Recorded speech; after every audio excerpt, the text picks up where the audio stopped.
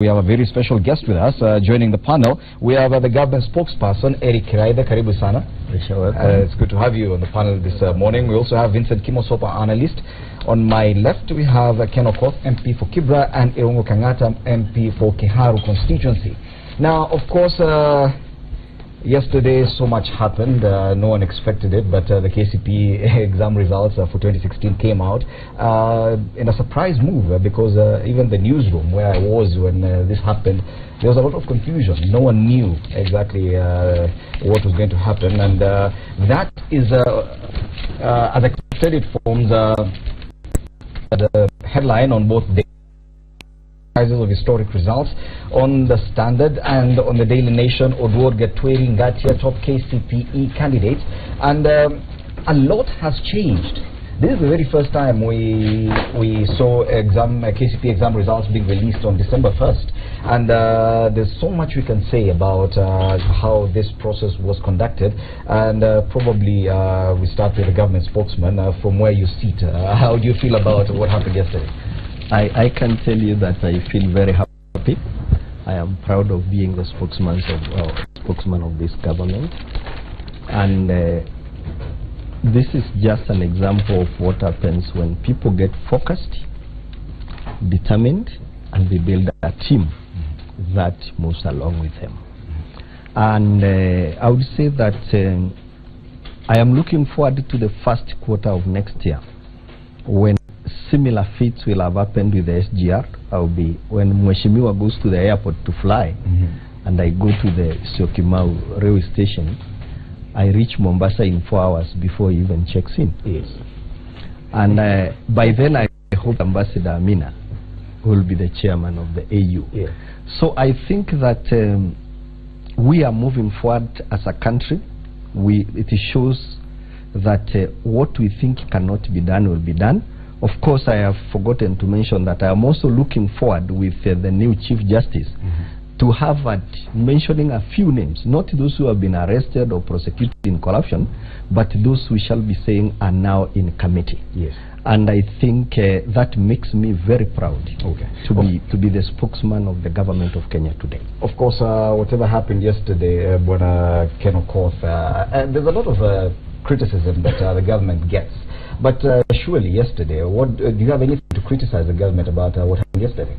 I must say I'm very happy that it is on this TV station last year that I was vociferously pushing that the former chairman of the National Examination Council and the CEO be removed, because they had failed miserably. Their failure was of massive proportion. You couldn't measure it with the failure and the leakages of the exams last year, but the mediocrity over the whole period of time we've seen up to this point.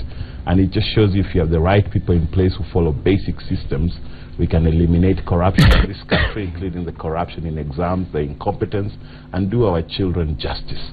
So I want to say a big, big congratulations to the president for having listened, and for whatever strings he pulled as the CEO of this country to make sure that that board of the Kenya National Examination Council, who we were asking to fire the CEO and his team, when they couldn't do it, the board went home, the CEO went home, we cleaned the house and brought in new brooms. Congratulations to Professor Magoha. No nonsense, simple, clear systems. He came to the Education Committee, understood what he has done. I'm proud of him as an old boy of Sarai. He's really lifting up the name of a charge we take from that school to serve society in a very good way and clean a coffee cup, cleaner than it has ever been cleaned. And of course, Professor Matiang'i. Professor Kaimenyi moved on, Dr. Matiang'i moved on, Professor Kaimenyi to lands, and Professor Matiang'i brought in a very serious attitude to the education sector. And it's a complicated sector, but we're starting to see some standards and results and sanities coming up. So overall, great job. It's not about policy. This is very good for our children to be able to go to exams and know the exams are fair for everybody. You don't have to cheat. It's also very instructive, because in this country for a long time, you know, we've seen that only the corrupt ones who can steal and buy exams have the advantage over poor children in Kibera and Korogosho and Kawangware, whose parents don't have the money to buy the exams. How you bring in a fair playing field and child of poor person in Kibra is at the same playing level as the child of a rich person in Karen. As long as no one is cheating on the exams, what you've learned is what counts. And it will help us even with the issue of the teachers and the unions to ask us, are you teaching the curriculum? Why are so many children, when the results came out, about half of the children have less than 250 marks? That is below average. And we know in Kenya our children are not below average. All our children are above average. So the teachers and the unions must tell us, we're giving them more money. I'm a champion for more money to teachers, more teachers to be hired, and the unions, I always support them. They have to tell us now, their members, how are they teaching? Are they teaching our children to pass? Why are half of our children failing? Maybe we should cut their salary by half. That, of course, the CS submitted yesterday, and that was the headline even earlier yesterday on their dailies, even before we knew that results would come out the same day, that this time around we should expect fewer A's, probably in KCSE, and fewer candidates getting 400 marks and above in KCPE, and that is exactly 1% drop in the number of candidates who actually scored 400 marks and above. Because some of those who national schools. It's a sad state of affairs that there is every likelihood some of the people going into our top schools at the secondary level are people who ought not to have been there. There are people who may have been there through fraudulent means. So most likely they are going to fail at KCSE, and there's also the fear of the falling, that they may as well have proceeded to secondary school using fake marks, and once they are there they can as well steal Form 4 examination and probably proceed to go to the university using fake and grades which don't show their competence. So I think it's a good thing that the minister and also the people in the Ministry of Education, they have put this issue under the control. Yes. Bonakimosop, of course, it can be done. It can be done. We've seen it happening in the education. Things just don't seem to kickstart. Even in our electoral laws, it just happens struggling. We don't seem to be moving forward. Yet you see one, two individuals come in the education sector and massive changes. I picked four things, just analyzing the developments in the education sector. As you know, Fred, we've said this, that education is a very critical thing in any country. It is the only thing that makes everybody equal and has no equal. So the first thing that I pick is the power of leadership, and particularly firm, focused and inspirational leadership. Dr. Matiang'i offered leadership, and as you know very well, somebody once said that everybody has the desire to everybody can lead, but more so, many people desire to be led. I think in this situation, people wanted leadership in the education sector. We found it in Dr. Matiang'i. Kudos to Dr. Matiang'i. We thank God for him. Number two is the power of teamwork. As you can see very well, we are not just mentioning Matiang'i. There is credit going to Professor Mago. There is credit going to the Kenya National Examination Council, TSC. So the power of teamwork. And I think many times one of the challenges we see in government is the whole issue of siloing. Everybody doing their own thing, knowing that we are actually working as a whole, serving the Kenyan people. And then the other thing is also the whole element of giving people the opportunity to work. I want to say the president gave Dr. Matiang'i the free hand to work. So for me, when people are given the opportunity and they prove themselves, you can actually see that people can deliver. And then finally is that the whole issue about restoring pride and dignity to not only the Kenyan people, to the Kenyan parent and to the Kenyan child. What has come out very clearly is that hard work pays. The marks that people have gotten, you know very well. Even if it is below average, you're proud. This was my effort. So when you look at all those four things, we actually have, and also to appreciate the media.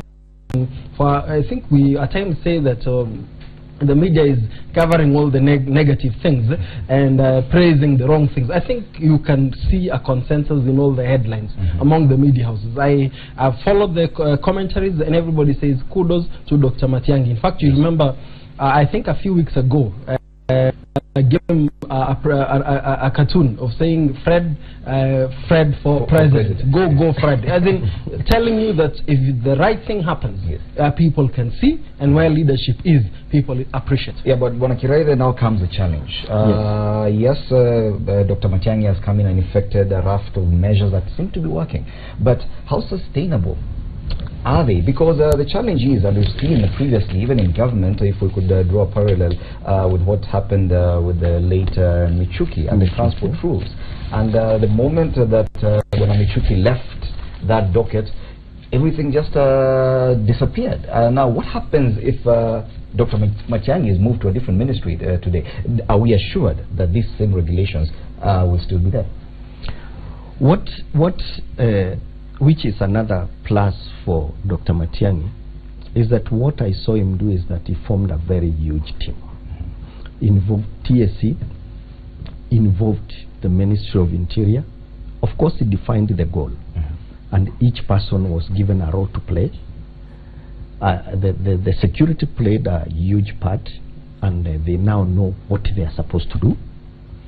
He also mobilized the entire of his ministry's leadership. What I would say is that one lesson to pick from here is that we need to be very, very careful about succession planning, because I was there when Michuki and Ali made a revolution in our public service vehicle industry. We did not know that a Matatu tout can be proud of wearing uniform and iron it. I've never seen them that smart. But as we continue taking lessons and more Kenyans take responsibility, we cannot say Dr. Matiang'i sits in the Ministry of Education. Of course, we will need him longer there to be able to ensure that the system from top to bottom, this time it has moved on its momentum. Yes. The challenge is to create that momentum from rank and file. When I use rank and file, you know where I came. I understand the background. Today I'm in very good company with Tawala Bandia, and that is the challenge. But we have enough brains and enough hands in this country once they are motivated. But you do accept the challenge that actually whatever there is measures a challenge. If something happens right now, or next year it's something a reversal. No, I think his principal secretary is there. The TSC chair is there.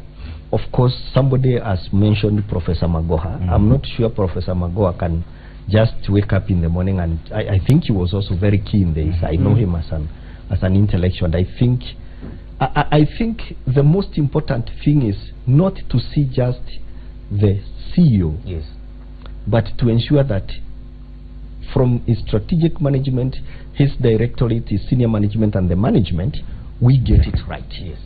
That way, everything will move, because we must get it right down to the secondary school. And there is another thing which is not being mentioned.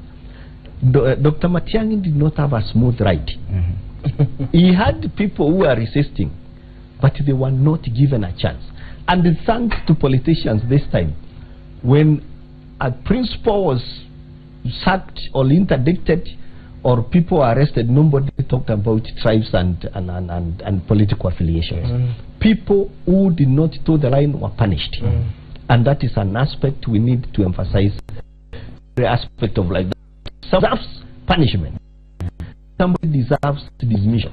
It should be administered instantly. But of course, you as optimistic, do you think that if Dr. Matiang'i was to leave the education ministry today, that this, what the beautiful scenes that we saw yesterday and the progress would still be sustained? I think a good leader leaves a legacy, and their work must shine on even when they're not in that position.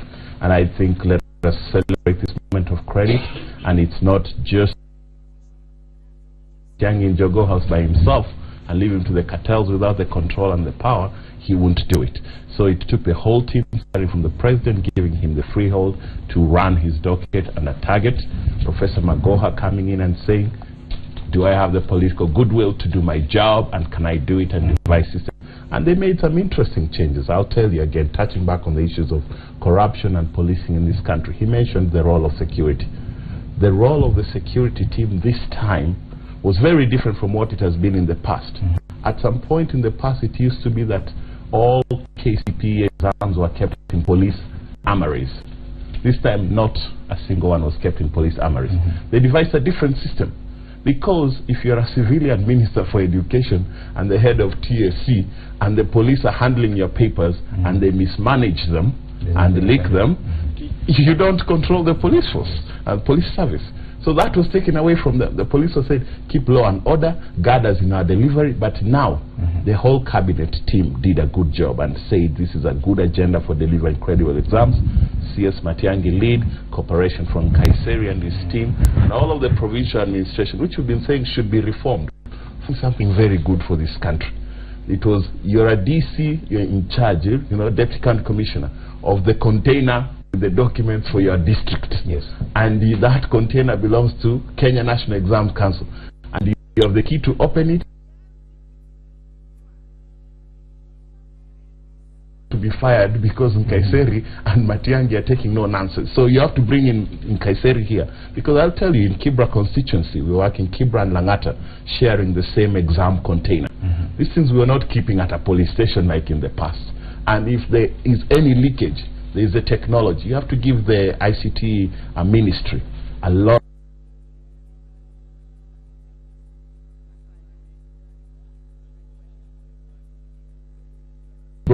So Kenyans can do things correctly, which tells you, let me just tell you why it's important.